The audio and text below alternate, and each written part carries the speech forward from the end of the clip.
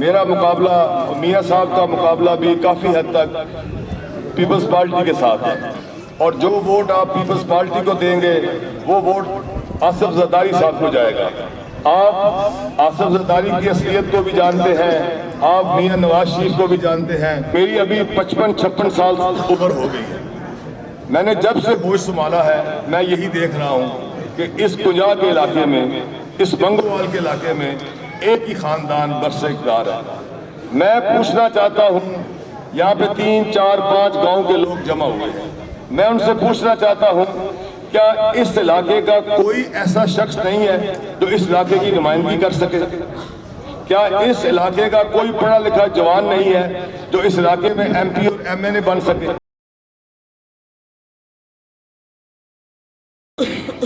الصلاۃ والسلام علیکہ یا خاتم النبیین۔ جناب چودھری رضا علی وڑائچ صاحب، میاں طارق محمود صاحب، چودھری طاہر فاروق صاحب، چودھری سکندر صاحب، چودھری مظفر صاحب، اورنگزیب صاحب، معززین اہل کسانہ، چھتا، چک منصورہ، کوٹ شمس، دریا کھٹانا، چک جسپال، چک ٹھلو، اور میرے انتہائی قابل احترام میرے بزرگوں، میرے بھائیوں، نوجوان ساتھیوں، السلام علیکم۔ میں سب سے پہلے آپ کا اور اس جلسہ، اس کو جلسہ ہی کہنا چاہیے، اس جلسہ کے جنہوں نے یہ جلسہ آج منعقد کیا ہے ان کا دل کی اتھاہ گہرائیوں سے شکر ادا کرتا ہوں۔ آپ لوگ اتنی سردی میں بیٹھے ہیں اور آپ نے ہمارا کافی انتظار کیا، میں اس کو زندگی بھر نہیں بھلا پاؤں گا، اور آپ نے جس طرح ہمارا استقبال کیا، ہمارے اوپر پھول پھینکے، پھولوں کے ہار پہنائے، میں انشاءاللہ تعالی ساری زندگی آپ کی محبتوں کا مقروض رہوں گا۔ میرے بزرگوں، میرے دوستوں، میرے بھائیوں، میاں طارق محمود صاحب نے بڑی تفصیل سے اس حلقہ میں جو نیا حلقہ بنا ہے پی پی 34، اس کے بارے میں بڑی تفصیل سے آپ کو بتایا ہے۔ اب میرا خیال میں اس کے پیچھے کوئی گنجائش باقی نہیں ہے، اگر کوئی تھوڑی بہت گنجائش رہ گئی تو میں آخر پہ میں بھی کچھ اس کے بارے میں عرض کر دوں گا۔ میں آپ کی خدمت میں 2 باتیں عرض کرنا چاہتا ہوں۔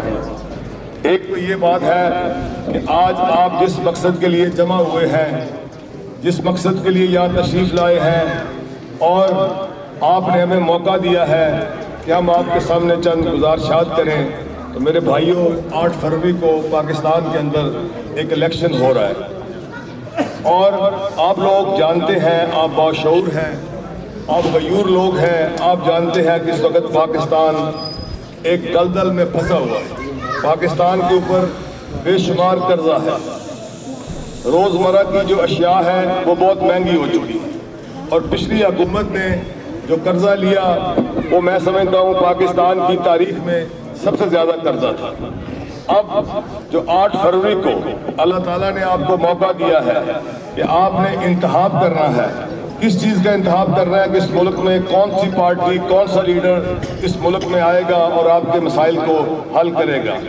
تو میں چونکہ میرا مقابلہ NA 65 جو میرا گاؤں بھی اسی حلقے میں ہے، میرا مقابلہ میاں صاحب کا مقابلہ بھی کافی حد تک پیپلز پارٹی کے ساتھ ہے، میں صرف آپ سے یہ گزارش کرتا ہوں کہ آپ نے جو ووٹ دینا ہے وہ ووٹ جو مجھے اور میاں صاحب کو دیں گے وہ ووٹ میاں نواز شریف کو جائے گا، اور جو ووٹ آپ پیپلز پارٹی کو دیں گے وہ ووٹ آصف زرداری صاحب کو جائے گا۔ آپ آصف زرداری کی اصلیت کو بھی جانتے ہیں، آپ میاں نواز شریف کو بھی جانتے ہیں، آپ کو یہ بھی معلوم ہے کہ جب میاں صاحب 2018 میں آئے تو اس سے پہلے آپ کو پتہ ہوگا کہ کتنے گھنٹے لوڈ شیڈنگ ہوتی تھی، یاد ہے آپ کو کتنے گھنٹے لوڈ شیڈنگ تھی؟ 18 گھنٹے لوڈ شیڈنگ تھی، لیکن جب میاں صاحب آئے، جب میاں صاحب نے اقتدار سنبھالا تو لوڈ شیڈنگ بھی ختم ہو گئی۔ جب میاں صاحب نے اقتدار سنبھالا تو آپ کے ملک میں دہشت گردی بھی ختم ہو گئی، سی پیک بھی آ گیا۔ میں آپ سے یہ ریکویسٹ کرتا ہوں کہ آپ پاکستان کے استحکام کے لیے، پاکستان کی بہتری کے لیے اور اپنے بچوں کے مستقبل کے لیے جب آپ ووٹ ڈالیں تو یہ ضرور سوچیں کہ آپ کس پارٹی کو ووٹ دے رہے ہیں، آپ کا ووٹ کدھر جا رہا ہے۔ یہ ملک مضبوط ہوگا تو آپ مضبوط ہوں گے، یہ ملک ترقی کرے گا تو آپ ترقی کریں گے۔ اس ملک کا اگر مضبوطی چاہتے ہیں، اگر کسان کی ترقی چاہتے ہیں، اگر طالب علم کی ترقی چاہتے ہیں تو میری آپ سے گزارش ہے کہ آپ سوچ سمجھ کر اپنے ووٹ کو کاسٹ کریں اور آپ شیر پہ مور لگائیں، اس لیے کہ آپ میاں صاحب کا ٹریک ریکارڈ جانتے ہیں۔ میاں نواز شریف نے جب بھی پاکستان میں حکومت میں آیا اور ہمیشہ پاکستان کو ترقی کی راہ پر گامزن کیا۔ میرے دوستوں، میرے بھائیوں، آپ باشعور لوگ ہیں۔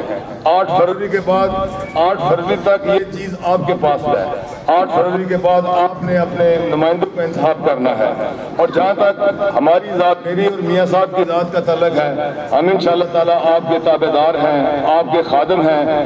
آپ جس وقت چاہیں، صبح ہو یا شام ہو، آپ ہمیں فون کر سکتے ہیں، ہمارے پاس آ سکتے ہیں۔ آپ کے مسائل ہمارے مسائل ہیں۔